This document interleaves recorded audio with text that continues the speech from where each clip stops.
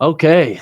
Welcome back to another Basement Chronicles. Normally, Eric Cruz opens it up and start introducing everyone, but he couldn't make it today, so I'm gonna be starting it off.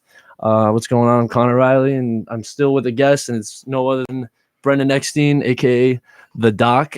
Frequent dweller of the basement, making a guest appearance here, filling in for Eric, and happy to be here. Good, good. All right. So, what we're gonna be talking about for the first segment is the New York Jets. We got their first win last week on Sunday against the Cowboys at 425. And that was a shock. I literally went into Sunday thinking, oh God, we're going to 0-5. Yep. And if there's a game to bounce back like that, you get your starting quarterback back, comes back, he puts on a show. Sure, the defense looks a little choppy, but to beat a team like Dallas, even though it was at home, I think that's a win all around, and I think it's a really great step forward. Without a doubt, that's huge, especially since it's a big team. They were 0-4, especially Sam Darnold. He was still had a swollen spleen from having mono. Yeah. And just to go out like that and just give that energy. And now I think the Jets are going to be going in a positive direction. They do play the Patriots next week on Monday night coming up. But honestly, I don't know, man. I think what do you think about this Patriots I think game? not getting a win in that game is acceptable. I understand that they're playing an undefeated team. They're playing a great team in the division. But I do think there's a difference between losing the game and looking incompetent. I think if you come out there with some competency, you look okay, you play a decent game, and you just come up short, you don't have the same talent as the Patriots, and we're going to admit that. Yeah. But if Sam looks good, if the offense is making positive strides and the defense is making strides, everyone's healthy, we're making a step forward. Obviously, a win is not ideal.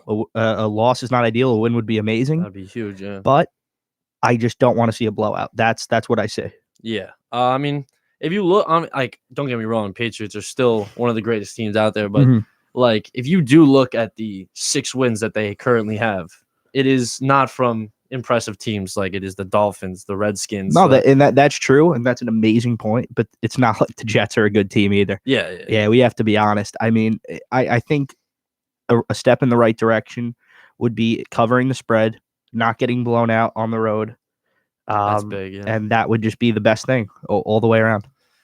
Yeah, I mean, I can't stop watching the highlights from that Dallas Cowboys game, though, because the 92-yard touchdown, the Le'Veon Bell, it was a 2-yard run. Like, those were just – it was so great to just see that happen again, because the last other 3 weeks were just the third string just throwing. No, totally. And we got to acknowledge, this is a passing league, and good quarterback play is the only way to win games in the NFL. You cannot put incompetent quarterbacks out there and expect to win the games. And I think where the Jets came a little bit short in the offseason in their planning is obviously you can't anticipate an injury to somebody like Trevor Siemian, who's had starts. They did go out and get a competent backup, but you got to have a third stringer who's competent as well, or somebody on the practice squad who can, manage the game. At the same time, I felt like Adam Gase wasn't using the playbook for. Yeah.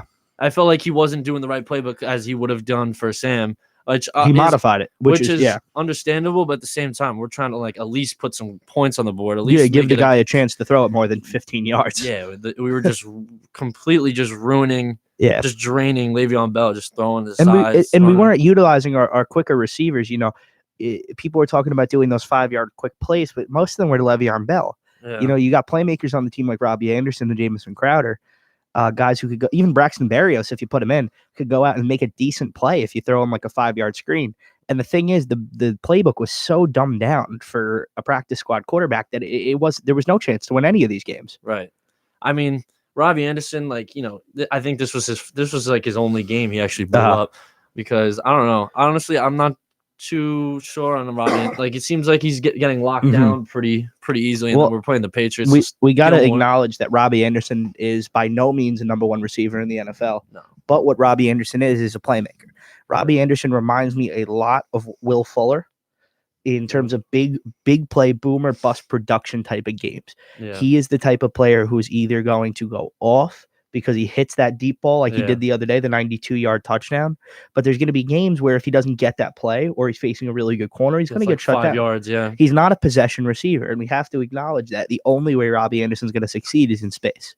And he's a great asset, but in situations, not as a number 1. I know. We definitely do need a bigger wide receiver. I mean, Definitely. Demaryius Thomas used to be I don't know how long ago, in like Yeah. 2014, 15. But he's a possession type of receiver. He's the kind of guy who could grind out those yards. But I think a thing for the Jets to look at is a player called a receiver. His last name is Judy. I forgot his first name. He is considered the top receiver in the draft. And if the Jets do end up somewhere in the top 10, I think looking out for a receiver would be a really beneficial move. Right. Okay. So do you think what can you predict the Jets score, the Jets record, like at the end of the season? Before I know it's kind of early. No, yeah. I think if Sam Darnold's healthy the rest of the season, I think it's very plausible to finish 6-10. I think that's very fair. I think anything above that would be really. Do you think there's a wild card opportunity? No. I don't see a wild card opportunity with this team. They're already 1-4. They're going to be 1-5 after Sunday or Monday Night Football. Right. It's inevitable they're going to be 1-5. And history goes to show you the teams that start 1-5 have a less than 10% chance of making the playoffs. I mean, the Colts weren't the Colts 0-4 or 0-5? Well, they came back. I think that was one of those teams, but again, it's less than 10%. Right. And the rest of the schedule is not that easy. So we're going to look down the line, and you're going to see a lot of teams that are going to run over us, even when we have our best day, like the Patriots. We got the Bills again. You also do got to look at we play the Dolphins twice. That's true. We have the Bengals, the Redskins, the Steelers, who have their backup. That's true. The Ravens aren't. They thought they were looking good, but they're not really looking. I think it would take a miracle. A wild card chance would take a miracle, and it would also depend on the rest of the league. I mean, I think the most wins I foresee them getting is 9, I guess. But my final prediction today is 6. Yeah, I think that's pretty accurate. Yeah. Because as we're kind of biased. We're Jets fans, but at the same time, you got to be realistic. You got to look at it realistically as well. Yeah, they're still a building team. As much as this team was looking great in the preseason, too many injuries in the beginning. Oh yeah, I mean Mosley was a devastating injury. Mosley was awful because he had a great first game. Yeah, and then that whole losing having the Bills come back and win just killed everyone. And then Sam Darnold being out was definitely the offensive line seemed like once Sam was out, the offensive line just didn't play to their best. They didn't want to defend a third string quarterback. Another thing I think we need to acknowledge too is the offensive line play has been abysmal. Looking around, we've tried to improve it. One of the players we acquired was Kelechi Osemele from the Raiders. Now he's out. He's out, but he has also been benched according to the New York Jets. Really? They've been starting I did not know that. Alex Lewis at left guard. He hasn't been playing too bad, right? Alex Lewis has been fantastic. He's actually one of the highest rated O linemen on the Jets. And he is probably the most inexpensive. I think he's paid the least as well. Yeah. And it goes to show you that, we move on from Mike McCagnon. We end up getting a guy like Joe Douglas in there.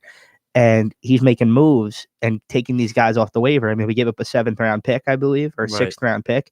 And what could that pick have turned into? A practice squad player? And then now we have a starting left guard, a capable left guard. Right. I think also we got to look at Khalil at center as being a huge problem.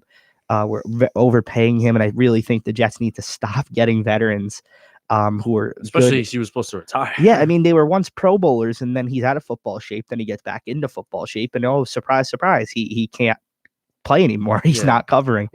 I understand that the offensive line is not a flashy. It's not a flashy position, but it is it starts there. He's making $10 million this season, and he was supposed to be gone. It starts with the O line, and then the QB, and then you go from there because the O line is the most important. Without an O line, you're not going to get anything. And the Jets have not drafted a O lineman. I think a 1st-round O lineman in a long time. Yeah, I think the last one was Nick Mangold.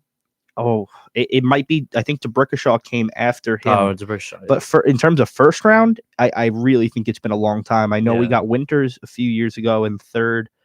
We got Chuma Edoga in the 3rd round, and he's been a capable backup. Yeah. Not by any means starter yet. And I think he's got some chemistry with Sam. No, yeah, but I think end of the year, I think you're going to go down, and I think by draft day, you're going to see a receiver off the board on day 1. You're going to see a lineman in the 2nd round. And I think that's the way you got to go. I think you improve the defense through free agency, and then you draft the positions we need on the offense. 100%. But yeah. You got a score prediction for Monday? We should probably wrap it up with a score. Yeah. Well, first, actually, Yeah. Are you going to any games this year? Are you going to the Yeah, Giants? Jets Giants. I'm looking to go to Jets Giants. I'm actually for our fraternity podcast Phi, we're trying Shout to out. get shout out. We're trying to get as many of our brothers to go.